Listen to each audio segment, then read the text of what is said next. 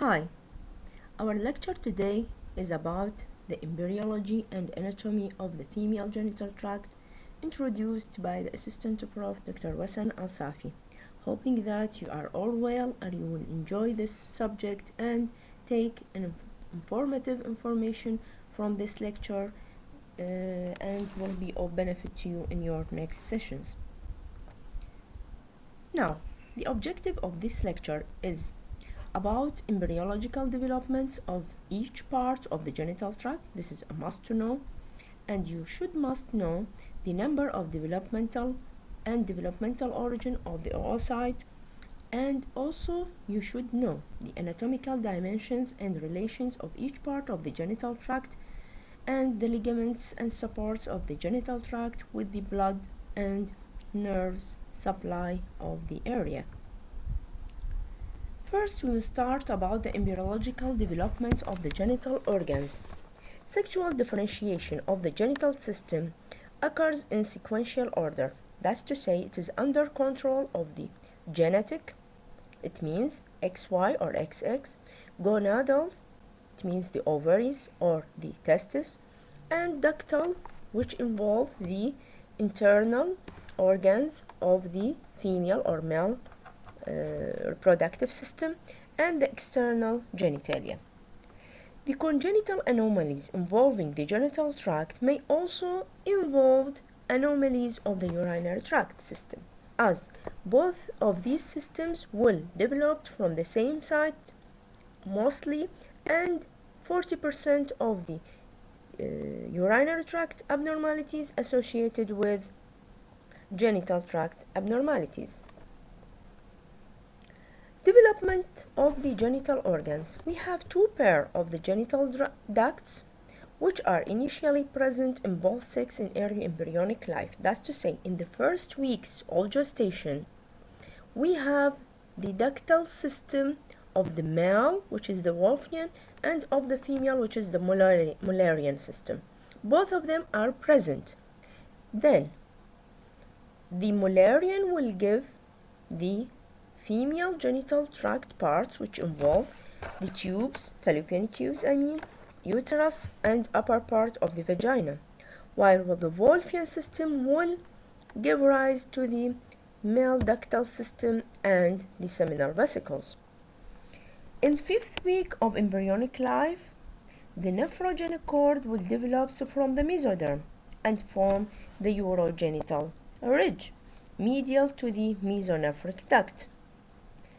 The fate of the paramesonephric and mesonephric ducts, we mean the fate of the Wolffian and mullarian duct system, depends on the gonads, whether there is the testis or ovaries, and their hormonal secretions. That's to say, if we have an XY genetic material, the gonads will develop into a testis. So this testis will secrete hormones, androgens, and this androgen will control the developments of the Wolffian or mesonephric duct and the stoppage of the paramesonephric duct.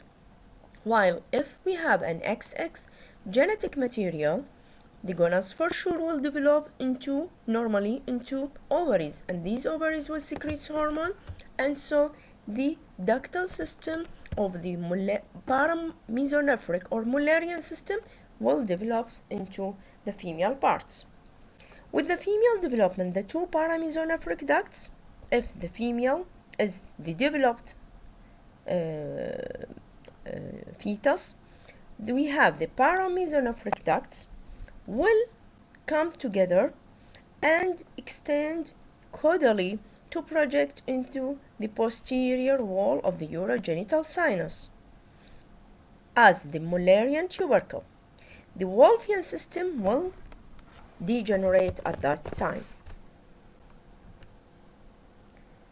And this picture shows to you that we have the gonads first, which are non-differentiated if we have genetic material of XY, so we will have male type developments of the internal reproductive system and external one.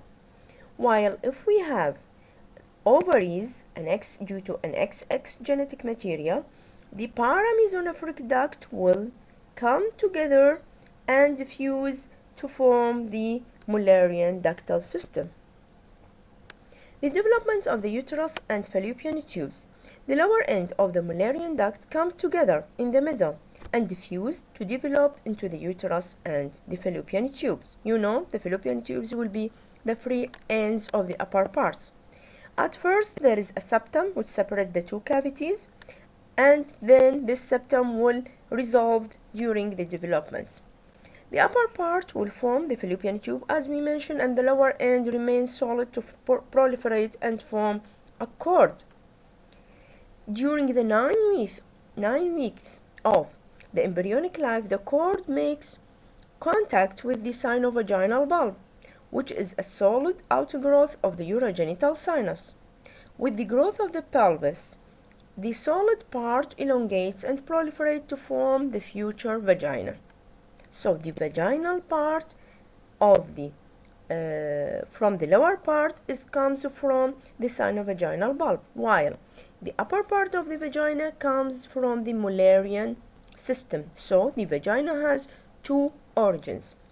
The epithelium covering both sides of the hymen is from urogenital sinus origin. Complete canalization of the vagina, that's to say the upper part once it's opposed to lower part, occurs at the 6th to 7th month in utero. Developments of the external genitalia. There is a common indifferent stage in female which consists of the genital tubercle, which develops into the clitoris. Genital folds will form the labia minora, and the genital swelling will form the labia majora. Male phenotype is dependent on fetal testosterone production.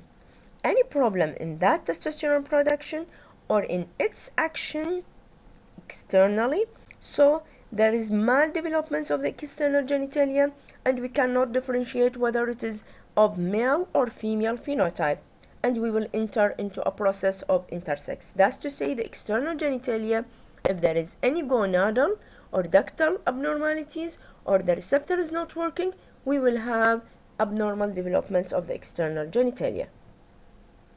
Developments of the ovary. The primitive gonads appear first in embryo at 5 weeks. Form as a bulb on the medial side of mesonephric duct as we mentioned. The ovary is of triple origin. That's to say, it comes from the coelomic epithelium which form the cortex, the underlying mesoderm, and the primitive germ cell which comes from the endodermal origin. The cells then start to proliferate, and the coelomic epithelium forming the sex cord as ill-defined cords. So the ovary, don't forget, it has 3 origins: cortex, medulla or mesonephric mesoderm, and the germinal cells. The sex cord proliferate, known as the pregranulosa cell. Then each oocyte is covered or surrounded by a ring of pregranulosa cell. The mitotic division starts of the germ cell and cease and will be arrested. The meiotic division will start, the first meiotic division will start and will be arrested at the prophase of the first meiotic division.